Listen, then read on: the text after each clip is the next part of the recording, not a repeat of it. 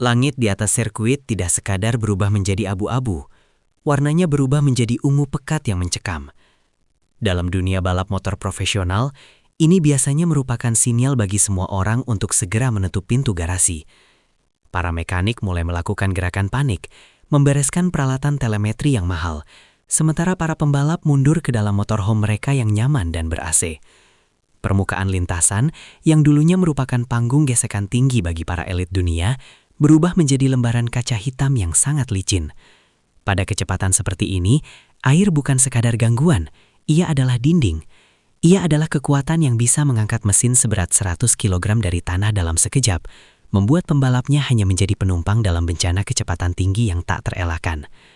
Tidak ada seorang pun di dalam pedok yang menyangka hal ini akan terjadi, dan tentu saja tidak ada yang mengira akan ada orang yang tetap bertahan di lintasan. Namun, di balik tirai hujan tropis yang mengguyur, satu lengkinan mesin terus menjerit melawan guntur. Ini bukan sekadar sesi latihan, ini adalah pernyataan perang terhadap hukum fisika itu sendiri. Momen ini akan mengubah cara dunia memandang masa depan olahraga ini selamanya. Namun di balik pintu garasi, situasi jauh dari kata normal. Biasanya, saat badai sebesar ini melanda, suasana yang tercipta adalah frustasi dan jadwal yang tertunda. Tidak di sini. Ada keheningan yang aneh di garasi pembalap muda asal Gunung Kidul ini. Sementara angin menggetarkan atap sengpit, para mekanik berdiri membeku. Mata mereka terpaku pada layar monitor. Garis-garis telemetri terlihat tajam dan tidak beraturan, menunjukkan bukaan gas yang tampak seperti tindakan bunuh diri mengingat genangan air yang menggenang di aspal. Di luar, Veda Ega Pratama sedang memacu mesinnya hingga batas absolut, mencari traksi di tempat yang seharusnya tidak ada sama sekali. Pedok telah melihat bakat-bakat hebat sebelumnya, namun mereka belum pernah melihat tingkat pengabaian total terhadap keselamatan diri demi mengejar kesempurnaan seperti ini. Rumor mulai menyebar ke pit tetangga hampir seketika. Orang-orang melangkah keluar menembus hujan, melindungi mata mereka dari air, hanya untuk menangkap sekilas siluet yang miring pada sudut yang mustahil di tengah semprotan air. Apa yang tampak seperti latihan sederhana, segera berubah menjadi sesuatu yang jauh lebih besar. Beban sebuah negara adalah beban yang sangat berat untuk dipikul oleh seorang remaja. Di Indonesia, balap motor bukan sekedar olahraga, ia adalah obsesi nasional, demam yang menjangkiti 270 juta orang. Selama beberapa dekade, mereka telah menunggu pahlawan yang bisa melakukan lebih dari sekadar berkompetisi. Mereka menunggu seseorang yang bisa mendominasi. Veda Ega Pratama telah menghancurkan kompetisi di Asia Talent Cup, memecahkan rekor yang banyak orang pikir akan bertahan selama satu generasi. Namun transisi ke teater Eropa, khususnya Red Bull Rookies Cup, adalah sebuah mesin penggiling karir yang terkenal kejam. Ini adalah arena di mana pembalap terbaik dari setiap benua dipertemukan dengan mesin yang identik. Di arena ini, menjadi cepat saja tidak cukup. Anda harus bersedia pergi ke tempat yang tidak berani didatangi orang lain. Veda tahu bahwa hari-hari cerah di Spanyol dan Italia bukanlah tempat di mana kejuaraan dimenangkan. Kejuaraan akan dimenangkan dalam kegelapan, dalam dingin, dan dalam kondisi yang membuat elit Eropa sekalipun merasa gentar. Menurut orang dalam, keputusannya untuk tetap berada di lintasan saat badai bukan tentang menguji motor, itu tentang menguji mentalitasnya. Namun tekanan yang sebenarnya baru saja akan dimulai. Filosofi di balik kegilaan ini berasal dari satu sumber tunggal, doktrin Sudarmono. Ayah Veda, Sudarmono, adalah nama yang terpatri dalam sejarah balap Indonesia. Seorang pria yang memahami bahwa celah antara pembalap baik dan seorang legenda ditemukan dalam margin ketidaknyamanan. Di kamp mereka, latihan tidak dianggap sebagai hobi atau bahkan karir. Latihan diperlakukan seperti operasi militer. Ada intensitas gaya lama dalam ikatan mereka, sebuah pemahaman tanpa kata bahwa jika kondisinya terlalu berbahaya bagi orang lain, maka kondisi itu sempurna bagi Veda. Di balik layar, sesi-sesi ini sangat menyiksa. Ini bukan hanya soal putaran lap, ini tentang edge grip dan perasaan mikroskopis dari ban melalui stang motor. Saat lintasan banjir, umpan balik dari motor menjadi kabur. Kebanyakan pembalap kehilangan perasaan mereka dan melambat. Veda, di bawah pengawasan ketat ayahnya, dilatih untuk mempertajam indranya sampai dia bisa merasakan saat di mana karet ban mulai kehilangan cengkraman dengan jalan. Namun tingkat intensitas ini datang dengan harga yang mengejutkan, dan keputusan itu mendorong segalanya ke dalam kekacauan. Saat hujan semakin deras, situasi di lintasan mencapai titik krisis. Penonton yang bertahan untuk melihat merekam video yang akhirnya menjadi viral, menunjukkan KTM RC 250R yang bergetar hebat saat dipacu.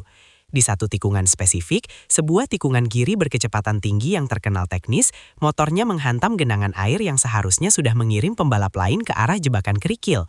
Ban belakang bergeser, mesin menderu kencang, dan untuk sepersekian detik, motor berada dalam posisi tegak lurus dengan arah lintasan. Itu adalah sebuah penyelamatan yang menentang hukum gerak. Beberapa orang percaya itu adalah keberuntungan, tetapi mereka yang mengenal Veda melihat gerakan tubuhnya yang sengaja, penekanan rem belakang yang presisi, dan mata yang tenang di balik visor helmnya. Dia tidak panik, dia sedang menari. Dia menemukan batas dengan cara melewatinya dan menarik dirinya kembali. Namun tidak ada yang bisa mempersiapkan para penonton untuk apa yang terjadi selanjutnya. Kabar tentang sesi badai ini akhirnya sampai ke telinga para pencari bakat dan direktur akademi di pedok Eropa. Dalam dunia MotoGP yang sangat tertutup, data adalah satu-satunya mata uang yang berarti. Ketika telemetri dari aksi hujan Veda mulai muncul ke permukaan, spekulasi muncul di antara tim-tim papan atas. Beberapa menyebutnya sebagai tindakan nekat, seorang pembalap muda yang belum memahami konsekuensi dari sebuah insiden berkecepatan tinggi. Namun yang lain melihat sesuatu yang jauh lebih mengerikan, seorang pembalap yang telah berevolusi melampaui kebutuhan akan kondisi sempurna. Rumor mulai beredar bahwa akademi pabrikan tertentu sudah mulai menyesuaikan profil rekrutmen mereka. Mereka tidak lagi hanya mencari lap tercepat, mereka mencari faktor Veda, kemampuan untuk tetap tenang saat lingkungan menjadi tidak bersahabat. Apa yang dilihat dunia di media sosial sebagai aksi nekat, para profesional melihatnya sebagai kelas master teknis.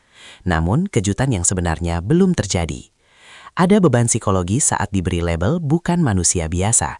Bagi Veda, ini bukan sekedar judul yang menarik, ini adalah kenyataan isolasi.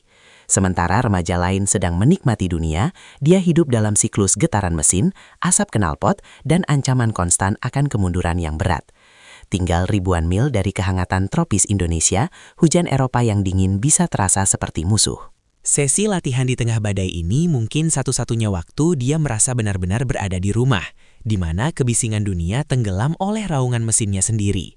Ini adalah sebuah paradoks. Momen paling tidak manusiawi di lintasan justru adalah tempat dia menemukan koneksi kemanusiaan yang paling dalam dengan mesinnya. Beberapa orang dalam mengklaim bahwa para pesaingnya di Rookies Cup mulai merasakan beban psikologis dari kehadirannya. Mengetahui bahwa ada pembalap yang menganggap badai sebagai keuntungan sudah cukup untuk mematahkan kepercayaan diri pesaing yang paling berpengalaman sekalipun. Dampak dari latihan nekat yang viral ini terasa hampir seketika pada akhir pekan balapan berikutnya. Awan mendung menyelimuti sirkuit Eropa dan ketegangan yang akrab memenuhi udara. Sementara pembalap lain menatap langit dengan gugup, memeriksa penghangat ban dan menyesuaikan visor mereka, Veda berdiri di garasi dengan ekspresi yang sangat tenang. Dia sudah pernah berada di sini. Dia sudah selamat dari kondisi terburuk yang bisa diberikan alam. Ketika lampu start padam dan semprotan air menghalangi pandangan semua orang, Veda bergerak menembus rombongan dengan presisi yang tampak supernatural.